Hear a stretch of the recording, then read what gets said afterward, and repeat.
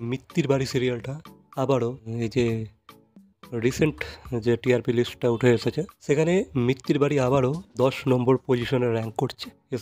5.7 রেটিংয়ের সাথে 10 নম্বর পজিশনে র্যাঙ্ক করছে। আর ফার্স্টে আছে গীতা এলএলবি, সে ফার্স্ট পজিশনে র্যাঙ্ক করছে। আর মিত্তির বাড়ি ভাই সবচেয়ে লাস্ট।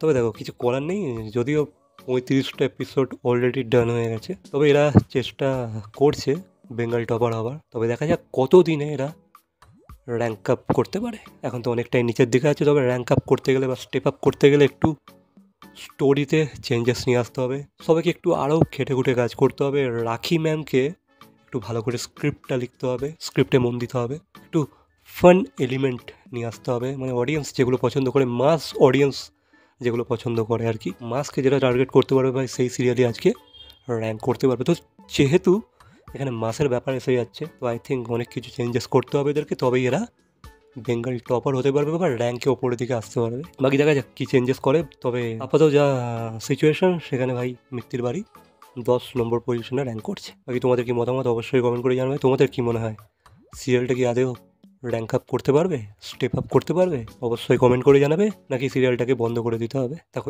এইভাবে চললে, এত বড় বড় স্টারদেরকে নিয়ে যদি এইরকম টিআরপি জেনারেট করে, তাহলে আই ডোন্ট থিঙ্ক যে ভাই সিরিয়ালটাকে বেশি দিন কন্টিনিউ করা যায় বলে। আই থিঙ্ক সেই সিরিয়ালকে বন্ধ করে হয়তো নতুন সিরিয়ালও আনতে হতে পারে। বাকি এটা হচ্ছে আমার মতামত, তোমাদের কি মতামত অবশ্যই কমেন্ট করে জানাবে। ভিডিওটা ভালো লাগলে লাইক, কমেন্ট, শেয়ার, সাবস্ক্রাইব। তো দেখা হচ্ছে পরবর্তী কোনো ভিডিওর সাথে। Till then, by.